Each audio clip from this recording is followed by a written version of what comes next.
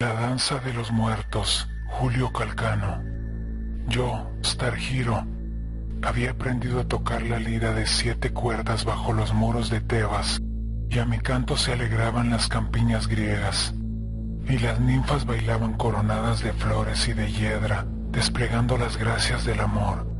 Y yo acompañaba siempre a Miguel, paleólogo, emperador de Oriente, porque la armonía de mi lira y la dulzura de mis versos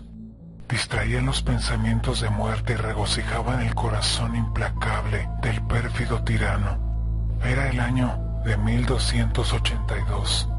Recuerdos terribles se me agolpaban a la mente,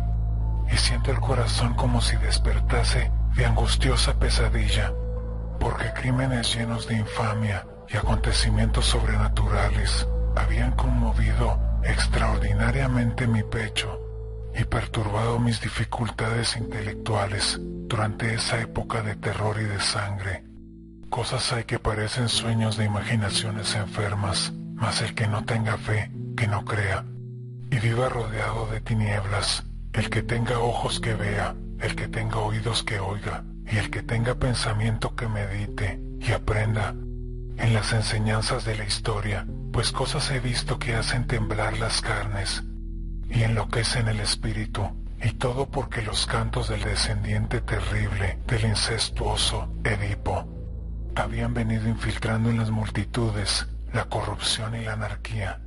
2 años antes de los hechos sangrientos y misteriosos que voy a relatar,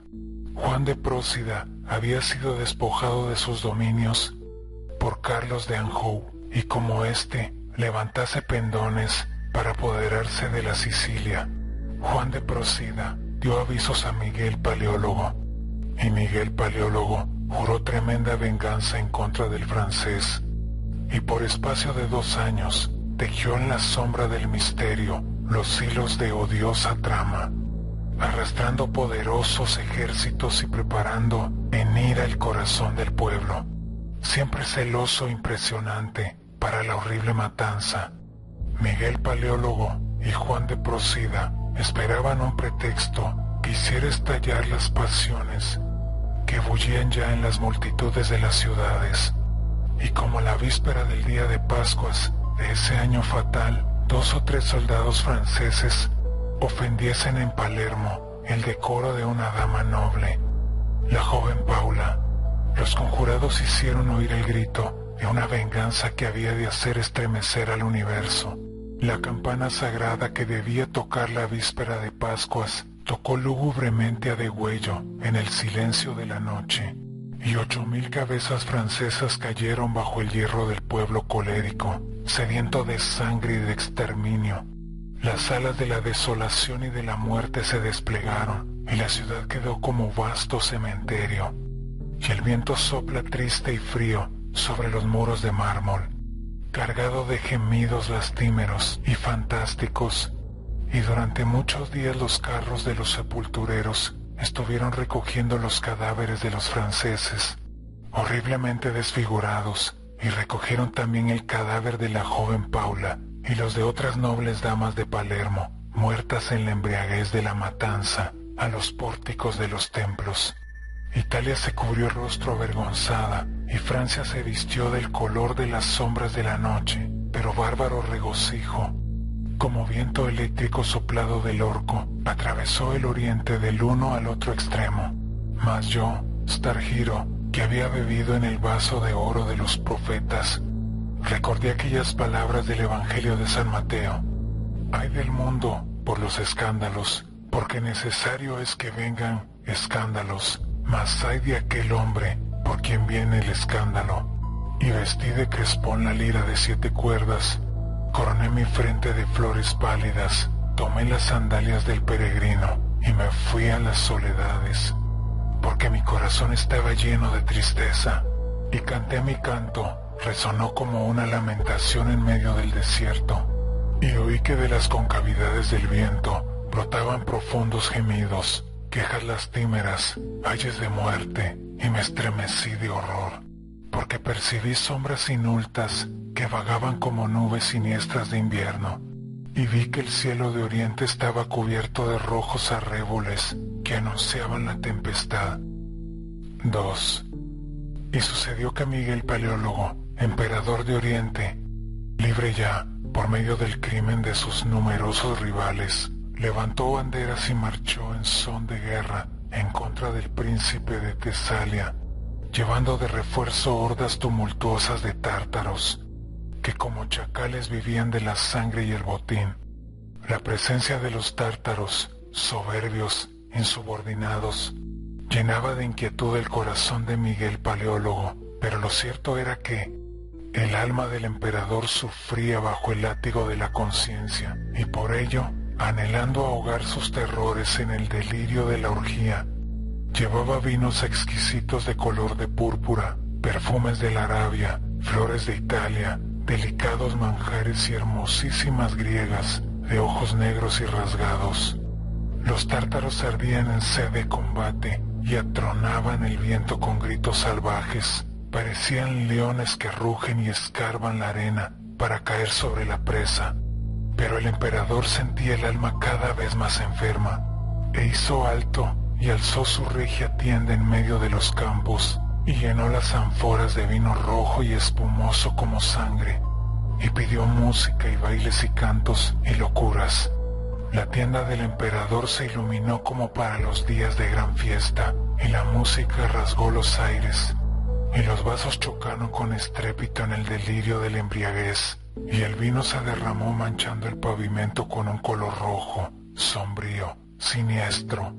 mientras el viento azotaba las paredes y los tártaros rugían en las afueras, aguardando impacientes la hora del combate.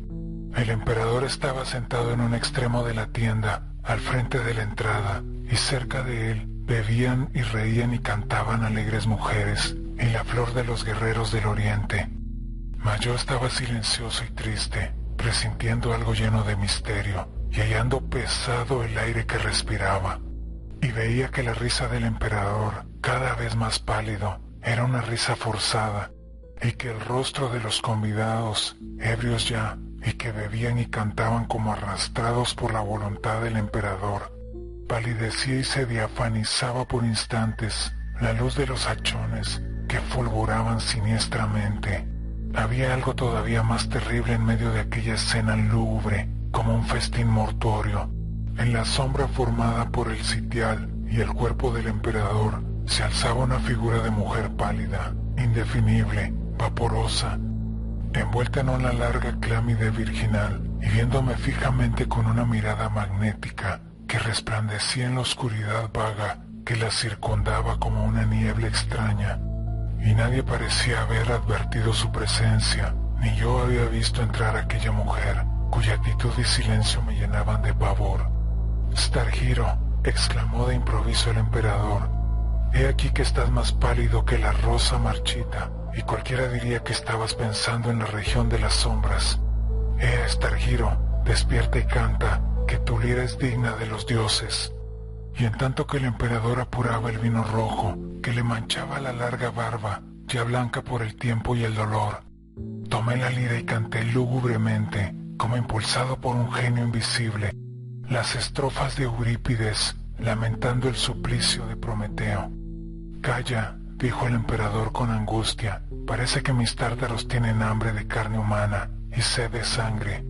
Silencio, fieras, silencio. Mas, ¿a qué esos cantos de desesperación, oh Stargiro? Cuando el vino purpúreo se derrama en medio de la orgía y mis leones rugen ansiosos de exterminio,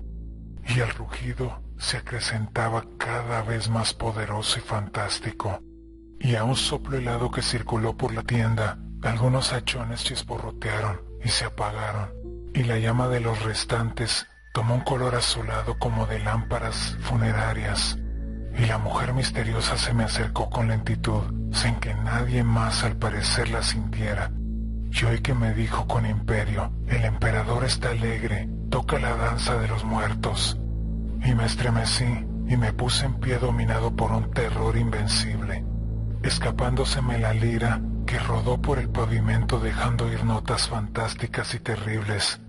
que hicieron estremecerse a todos los circundantes. «¿Qué es eso?», exclamó espantado el emperador,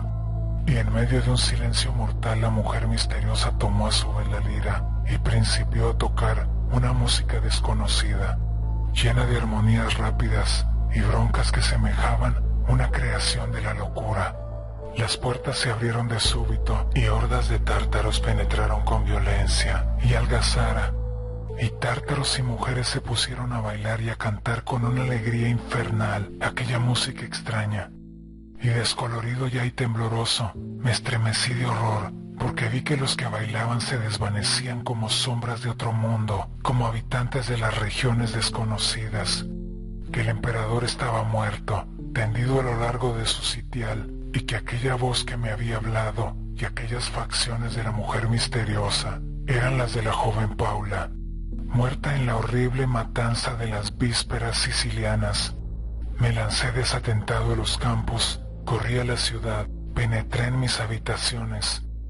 y durante mucho tiempo no volví a tocar la lira de 7 cuerdas, y en las noches mantuve siempre mi palacio espléndidamente iluminado, porque mi propia sombra me llenaba de espanto.